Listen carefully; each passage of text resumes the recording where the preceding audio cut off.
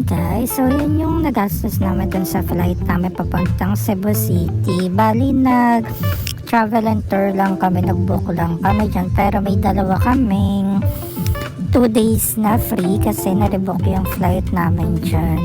So yung first day namin is sarili namin. And then ayan, kasama ko yung dalawang magjowang classmate ko. And then snacks muna kami bago yung flight kasi madaling araw yan. And then yan, boarding na kami papunta ng Cebu City. So that is my second time. So ayan, nandiyan na kami sa Cebu City. And nag-grab lang kami dyan guys sa Cebu City. Nag-share na lang kami into the 3. Yan yung nagastos namin, divide by 3 pa yan. Pupunta dun sa accommodation. Actually wala kami accommodation dyan. Nag-hotel hunting kami dyan. Pero may nahanap kami na mas early na nag-check in. Parang apartment siya. Nearest lang doon sa city ng Cebu. So yan, nag-grab kami dyan. Ayan yung tulay no Cebu from galing ka ng airport. So ayan is sightseeing lang kami dyan kasi wala pa kaming tulog dyan dahil madaling araw ang flight namin, parang 3 AM. And yan, nag-coffee muna kami dahil wala talaga kaming tulog, pampa-energy kasi yan yung 1 day free time namin, so kailangan naming sulitin at walang matutulog. So ayan, may coffee. Ayan yung Casa na museum na namin. Yung entrance dyan is 100. Bibigyan kayo ng tablet dyan, tapos ipi-play nyo yun. May mga history dyan kung ano yung mga kasaysayan ng mga nakalagay dyan and so on. Casa Peregrine ang pangalan niyan. Yan yung unang pinuntahan namin para sa free time namin. At wala kaming tulog dyan. Tapos katabi niyan yung coffee shop. Tapos ayun yung taas. Yan yung parang oldest na room. So ayan, may picture lang kami dyan. Tapos bawat room kasi dyan ipiplay mo yung tablet kung anong history nung lugar na yan. Medyo creepy lang siya guys, pero ma-amaze ka kasi ganyan pala yung mga sinaunang mga gamit, yung mga ginagawa and so on. Ayan, so pinagpipicturean ko lang siya and so on. Yan yung mga dating gamit noong 1990 something, ganyan. Isa siyang mansion na ngayon is tourist spot na siya. May isa pang ganyan, parang Yap ata ang name, pero di na kami nakapunta dun kasi parang same na itsura lang naman siya, so parang di na namin siya pinuntahan. Parang walking lang dyan kasi dalawa yan eh. And then ayan, picture lang. Amazing yung mga gamit nila kasi yung mga sinauna dyan, at least maa-amaze ka na parang di sila gumagamit ng electric na iba. Yung parang stove nila dyan, di uling pa. Tapos ayan yung veranda nila. Mas maganda mag-picture doon. Tapos yan, tamang picture lang. And then ayan, yan, selfie. Ayan yung taas, yung mami souvenir din sila dyan. Tapos yung baba, yung coffee shop, yung Boss Coffee yan. So ayan, bumili lang ako dahil sobrang antok ako. Yan yung garden niya. Yung baba niyan guys, ayan yung coffee shop. Tapos ayan, nag-grab din ulit kami papuntang SM Seaside. Actually, dalawa yung SM dyan. Isang Seaside, isa yung sa City. Pero mas maganda dyan kasi makita mo yung SELEX, sorry. Ayan yung SELEX something, ganyan. Tapos ayan, matatanaw mo yung view ng Cebu, yung dagat. Maganda dyan guys kasi maganda mag-photoshoot dyan. Makikita niyo yung mga picture ko dyan later. Ang ganda ng mga picture ko dyan. Saka sobrang lawak niyan guys. So as you can see naman, ang ganda ng mga picture ko dyan. Pwede ka mag-photoshoot. And sobrang laki niyan guys, as in sobrang lawak. Halos napagod na kami dyan kakaikot. Kasi wala kami masyado mapuntahan dyan kasi almost nung mga dyan pupuntahan dyan is kasama na dun sa tour namin sa next day niyan. So yung parang kung ano lang yung mga hindi lang na included, so ayun yung pinuntahan namin. So ayan, nagpicture lang kami. Tapos ayan guys, pumunta kami yung IT Park Ayala. Hindi ko na masyado na videohan dyan guys kasi wala namang masyadong new. Parang normal lang naman, parang same lang din sa Manila. Pero yung katabi kasi nun is Sugbo Mercado. So kaya pumunta na rin kami doon para at least walk na lang kami papunta na sa Sugbo Mercado. Yung Sugbo Mercado ay yun yung parang ano nila, ugbo or parang food stall na basta ang dami mga food doon na medyo may mga mura naman, may mga pricey yon. So dyan na lang kami dumiretso. Tapos ayun yung view nung papunta doon sa IT Park. Ayun yung ano nila, nakaka-amaze kasi yung mga bahay nandyan sila sa mga ilog. So parang na-amaze ako dun sa environment nila na may matching bangka-bangka pa. So sobrang ganda nung daan nila dyan guys, hindi naman masyadong super traffic. Ayan. Tapos ayun yung SLX, yan. Madadaanan din namin yan sa tour namin. So ayan, binidyan ko lang. Medyo di maganda yung weather dyan nung pumunta kami, umuulan-ulan, maambon, pero at buti na lang nakikisama yung panahon kasi kada baba namin dyan sa mga pinupuntahan namin at picture medyo nawawala yung mga ulan-ulan, ambon-ambon. Di masyado maganda yung weather dyan guys nung pagdating namin, kaya medyo ano rin ako, hesitate din na mag-ikot-ikot. Eh kaso naman sayang naman kung hindi kami mag-ikot. Ayan, yan yung Sugbo Mercado. Mura lang naman dyan guys, saka walking lang yan sa IT Park. Sikat din siya dyan sa Cebu.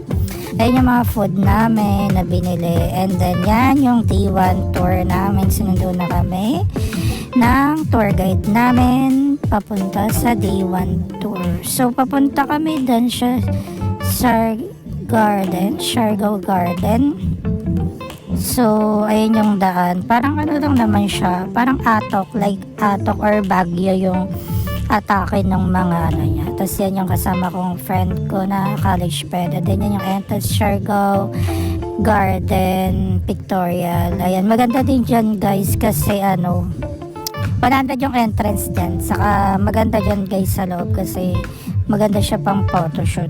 Saka sobrang init lang dyan guys, so kailangan naka sunblock ka and kailangan ano ka, naka sun protection ka kasi sobrang init dyan. Kaya ako naka long sleeve ako dyan guys, kaya nag sunscreen na lang ako sa mukha, pero yung the rest di na ako nag sunscreen kasi naka long sleeve naman ako.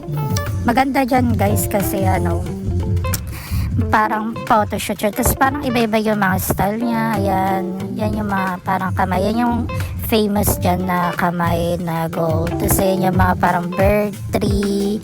Tapos nakikita mo yung buong talaga mga kabundukan. Parang Baguio yung atake ng background niya dyan. Pero maganda dyan guys kasi ano, madami kang mga yan, mga parang picture, mga parang kala mo nakapunta ka na sa ibang mga lugar. Tapos ayan, maganda yan yung I Love Siargao. Ayan naman yung tops. Yan, punta kami dyan sa tops. Entrance niya na yun, 100. And then ayan, sobrang ganda yan guys. At saka ang taas niya talaga, as in. May entrance pala yan dun sa pinakataas pag kumakyat ka pa sa pinakataas. Pero parang dyan makikita mo na lahat. Buti na lang maganda yung weather that day nung tour namin kumpara nung yesterday na nag-tour kami. Although medyo cloudy siya, pero parang di naman siya umuulan that day. Tapos yan, ano ka lang dyan, video ka, o di kaya ano ka lang dyan, post ka lang dyan, kung ano yung mga trip mo. Pero maganda dyan pag pictorial guys. Tapos may mga food din dyan. Hindi naman kami kumain dyan kasi naka-tour kami. Saka may lunch time kami. Pero may mga food dyan guys kapag nagutom kayo or gusto nyo na mga snacks, coffee, meron dyan. Tapos sobrang ganda talaga niyan guys. Ano, kitang-kita mo yung buong Cebu City as in. Kaya siya tinawag na tops kasi siya yung pinaka tok-tok. Meron siya sa IT Park na pinuntahan namin yesterday. Pwede kayo dun sa Makay papunta dyan. I think parang 200 pesos ata kasama na yung entrance dyan. Ayun yung next day naman namin sa Temple of Leia. So, pwede rin kayo dyan mag-grab dun sa baba or maghabal or sumakay ng jeep. Pero hindi ko alam kung paano commute dyan. Kasi naka-van kami nyan sa tour. Pero sabi nila meron daw mga sakayan dyan.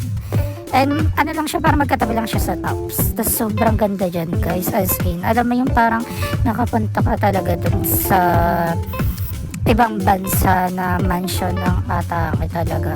Tapos ayun yung mga collection ni Leia.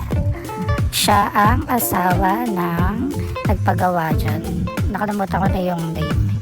Tapos ayun yung mga parang mga collection niya dyan. Saka ang ganda talaga dyan guys. Parang Egypt ang mo, atake mo dyan. Saka maganda mag-photoshoot dyan. Ayun si Leia. The Goddess Leia. Saka maganda mag-picture dyan guys, as in, makikita niya mamaya yung mga picture ko, sobrang gaganda talaga as in.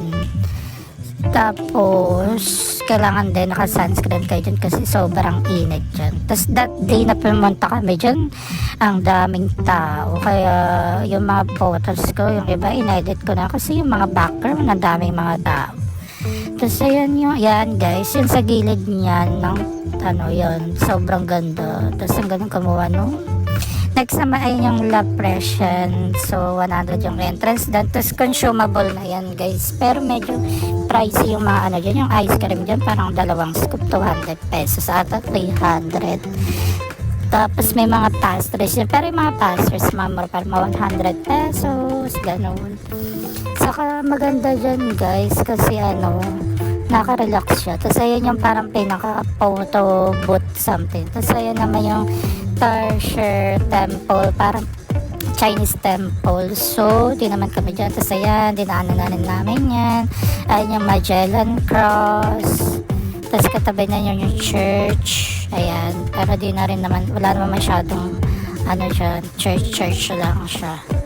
Tapos ayan yan sa Port Santiago, pumasok lang kami dyan saglit pero wala namang bago, parang same lang sa Manila. Saka sobrang late lang yan guys, kaya di na rin kami pumunta. Tapos ayan yung SLX, papunta na kami dyan ng 10,000 roses. So ayan, ang ganda ng SLX dyan guys, ang ganda ng pagkaka-instruction nila ng mga na ayan yung 10,000. Mas maganda dyan guys kung gabi. I don't know bakit pinunta kami dyan ng tour namin ng maliwanag, pero maganda siya pag gabi kasi may ilaw yung mga roses na yan. So mas okay siya ng gabi compare sa ganyan sa maaraw, hindi mo siya ma-appreciate.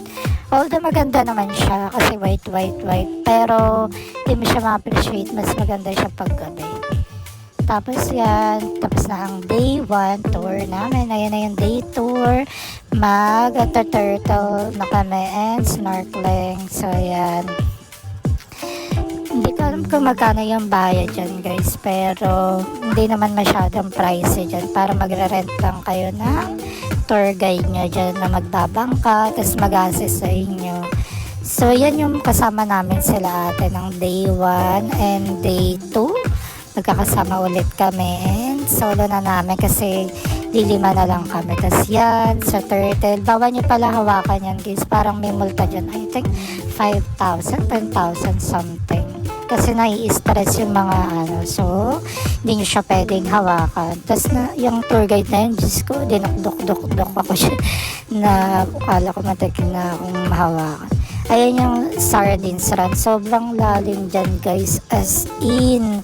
Pero syempre, tinapangat ko kahit di naman ako masyado magaling lumangoy para lang sa video. Pero di ko masyadong gusto yung video ko dyan. Kaya guys, pag pumunta kayo dyan, mag-aral kayo mag-dive. Kasi mas maganda pag nag-diving kayo dyan guys. O kasi hindi ako masyado marunong mag-dive kaya kaya pilit-pilit lang ako dyan. Ayan guys, so dive lang ako, tas aura ganyan, aura lang ako dyan, kung ano yung mga ko, gusto ko. Hindi ko nga masyado yung nakuha, yung nakikita ko sa TikTok dyan guys pero laban lang ako dyan, pinatanggal ko yung ko. Tas yan yung day 3 tour namin, papunta naman kami sa Sumilon Island. Sobrang ganda dyan guys, as in white na white yung beach niya, tapos yung tubig niya sobrang blue, as in ang ganda dyan. Pero hindi ka pwede umakyat dun sa pinakataas kasi private resort nila, resort kasi yung taas niyan. So kailangan na na hindi ka, dun ka lang sa parang bandang second floor lang, pero hindi ka pwede umangat. Tas ayan, May mga food na rin na i-deliver dyan. Parang 200 yung food dyan guys na top silog na i-deliver. So parang may delivery fee pa. Tapos yung bangka, magre-rent ka, pwede ka naman mag-join dyan. I think mga 200 per person. Parang ganun. Pero kami kasi naka-tour kami dyan kaya hindi ko masyado ma-estimated. Saka maganda dyan guys. Makikita niya mamaya yung mga picture namin dyan. Sobra ganda. Even na crowded siya. Maganda. Kaso nga lang, yung pumunta kami dyan, high tide siya. Kaya parang di mo ma-appreciate yung sandbar. Sandbar kasi yung nilalakaran namin eh. Kapag high tide siya,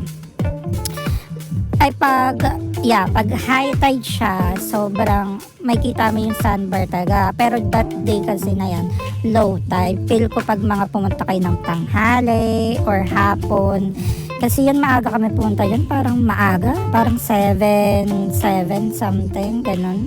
Yan kasi yung unang destination na pinunta namin malapit.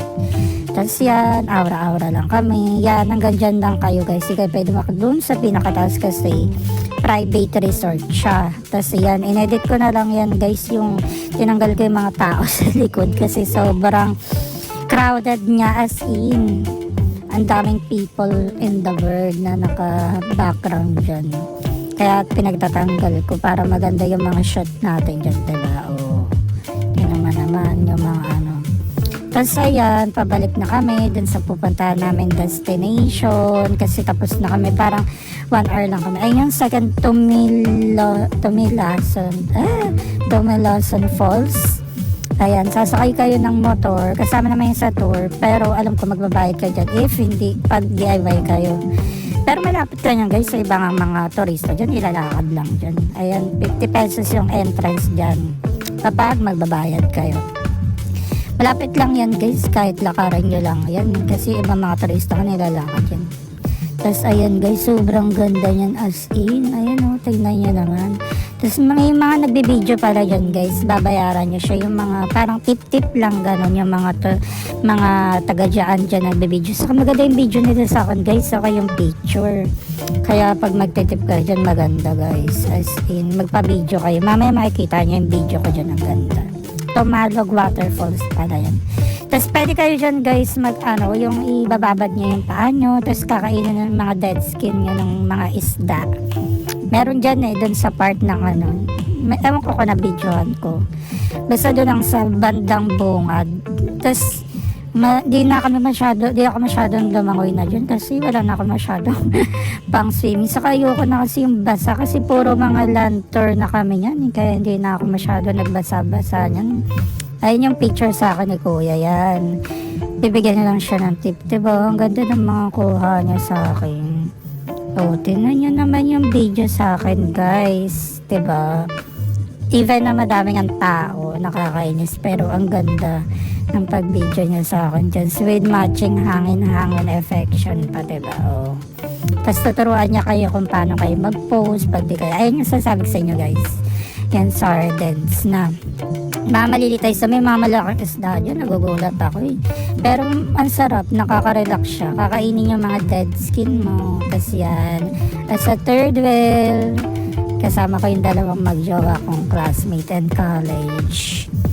Kasi yan, video lang ako while na ina-appreciate ko yung ganda ng falls. Kasi parang nakaka-relax pag yung mga nature.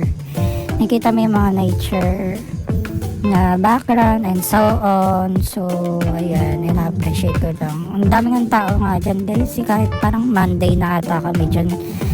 Nandyan, pero ang daming tao guys. Grabe, as in. Hindi ka masyado makapag-picture ng maayos kasi may mga background na mga tao. Tapos ayan, yung canyoning namin. Day 3 din ata yan. Narabo-rambol ko na kasi yung video. Ayun sa canyoning, pwede kayong mag-lunch, mas mura. Pero pag nag-lunch kayo, much better na mag-lunch na lang kayo after nyan. Kasi mamaya masuka kayo kasi tatalon-talon kayo dyan. Maglalakad-lakad kayo. Kung ano na mga activity gagawin nyo dyan. Pagbasog kayo, mamaya masuka kayo dyan. So parang na-decide na lang namin. Sila din kasama namin ng day 1 and day 2. Tapos day 3. Nag-decide na lang kami na wag muna namin i-take yung lunch doon na lang sa pagtapos ng activities namin kasi nga para di kami mag-suka-suka or something. Ang mga included sa lunch nila is pancit, chicken, only rice, only sabaw, sinigang na baboy, and then nakalimutan ko na, parang bottled water. Hindi ko alam kung may isa pang ulam, parang yun lang ata. So parang nag-decide na lang kami dyan na kumain na lang kami sa after ng activities. Pero may mga mabibilan kayo dyan ng mga ihaw, mga hotdogs, tapos pwede kayo mag-rice, kaso medyo pricey dyan guys, kasi parang yung hotdog dyan is 100, parang dalawa ata, 100, 150, parang something ganun. Tapos mababait yung mga tour guide namin dyan guys, kaya pag tour guide kayo ng mga ibang tour guide dyan, please bigyan nyo sila ng tip, kasi binigyan namin sila ng tip kasi mahirap yung buhay nila dyan. Kapag wala silang mga tourists dyan, wala din silang kita, so parang doon lang sila.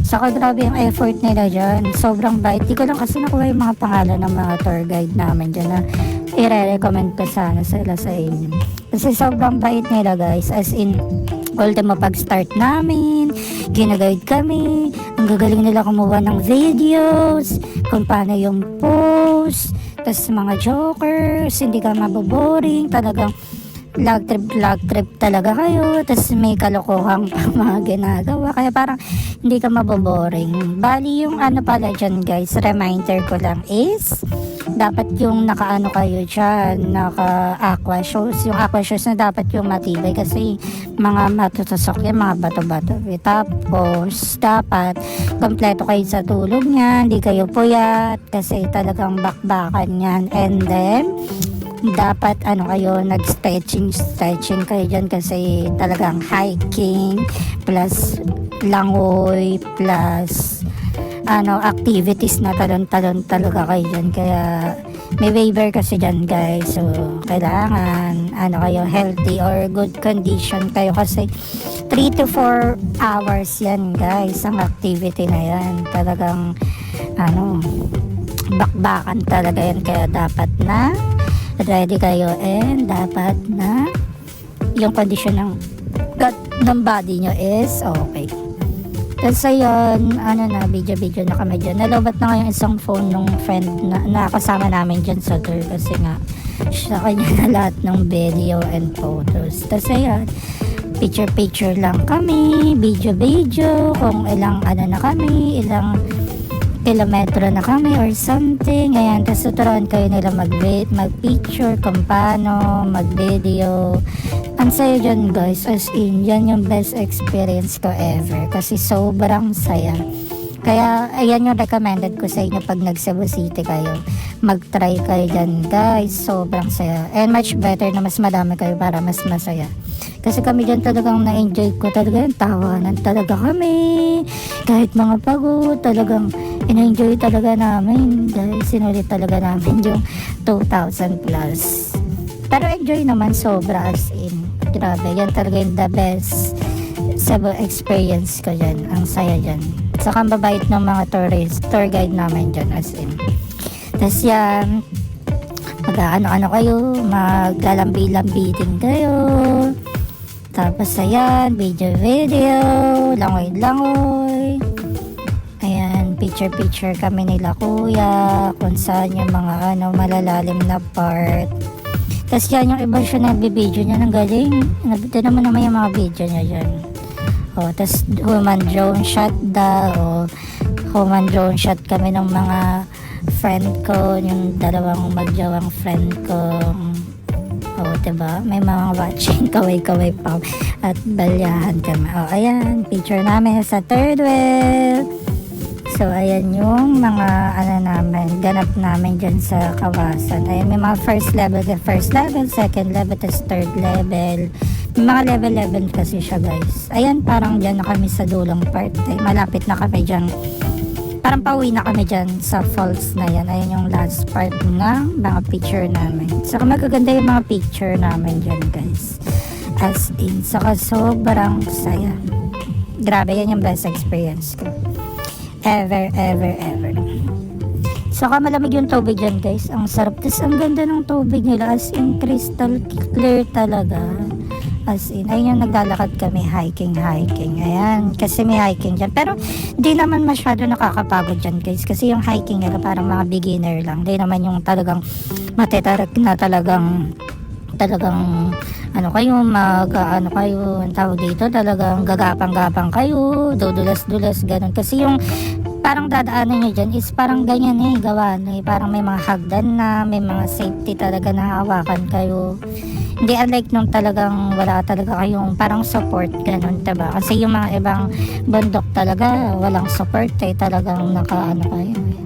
Tapos yan, tuturuan kayo kung paano tumalon kasi baka ma-injured kayo kapag hindi yung proper yung pagtalon nyo. So, parang bibigyan din kayo ng guidance dyan.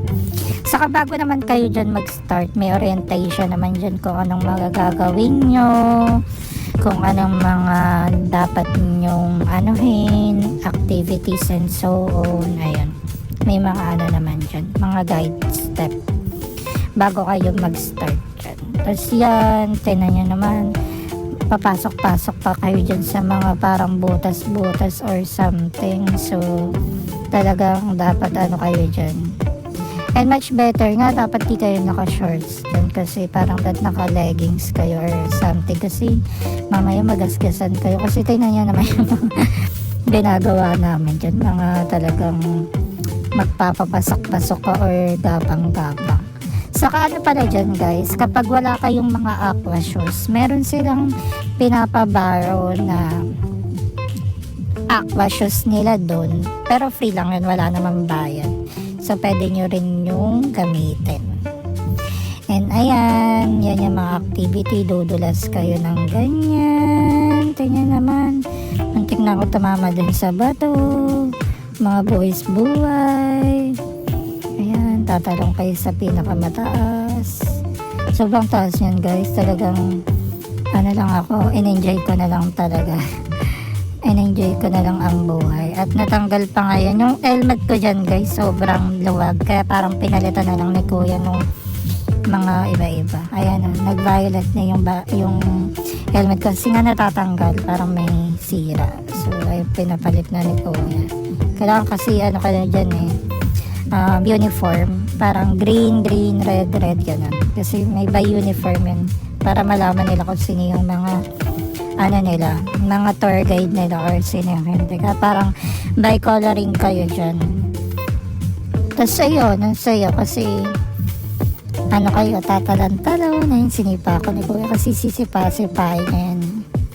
Tapos ayun, lakad-lakad kayo, diba? Kaya dapat talaga good condition kayo dyan kasi super lakad kayo dyan as in tinan nyo naman tagang pagod na ba pagod na kami dyan guys pero ano lang parang enjoy lang kasi nakapagod talaga siya lakad kayo pero di naman as in super nakakapagod kasi yung mga nilalakaran nyo di naman akyat baba parang mga rock lang siya dyan so parang ano lang, yan hindi naman siya yung talagang as in trail na, alam niyo yun, yung parang lalakad-lakad kayo, na upside and down, gano'n, na parang gapang-graba, na crawling and so on, ayan, tapos tuturo, ayan, sabi, padyak daw, para maganda din sa video.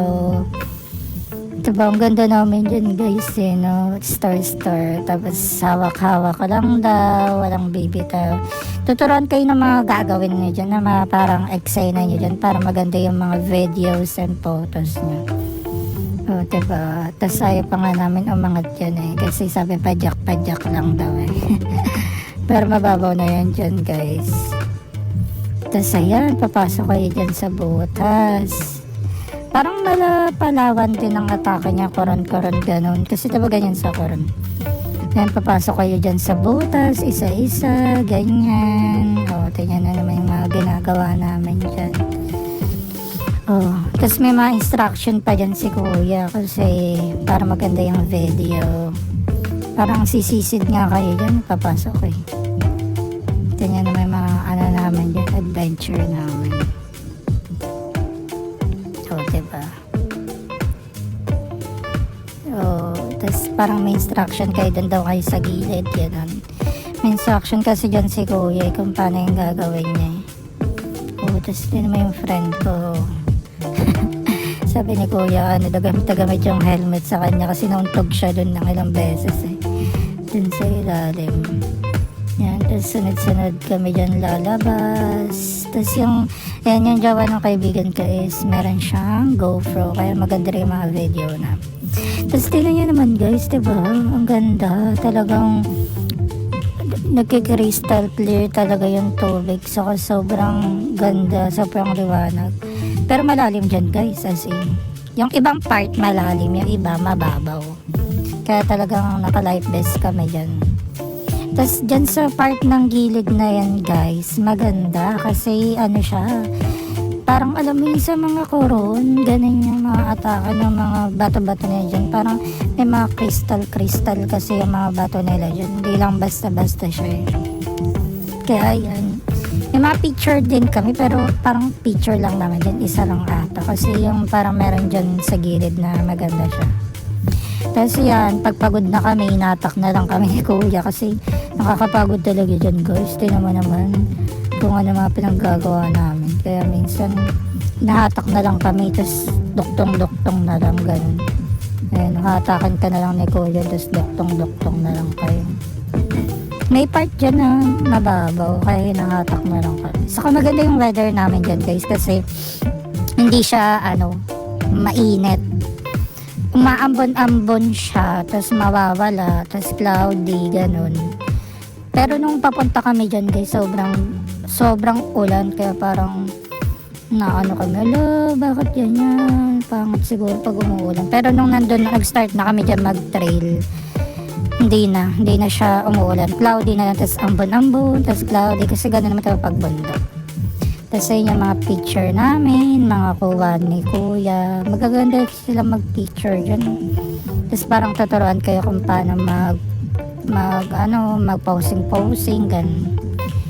Saka tingnan nyo naman, sobrang caring ng mga tour guide namin dyan. Saka mababait naman sila as in.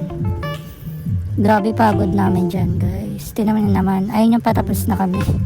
Tingnan nyo, pagod na kami, wala na kaming energy guys. Kasi grabe, biruin nyo 3 to 4 hours na ganyan kami. Kaya after talaga nyan guys, grabe yung katawan namin, talagang bili kami ng salon pass, bili kami ng kasi sobrang sakit ng katawan namin after nyan guys.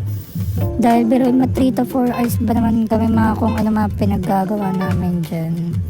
Tapos yun yung mga picture namin, part 2 na lang, sobrang haba na kasi yun guys, so part 2 na lang.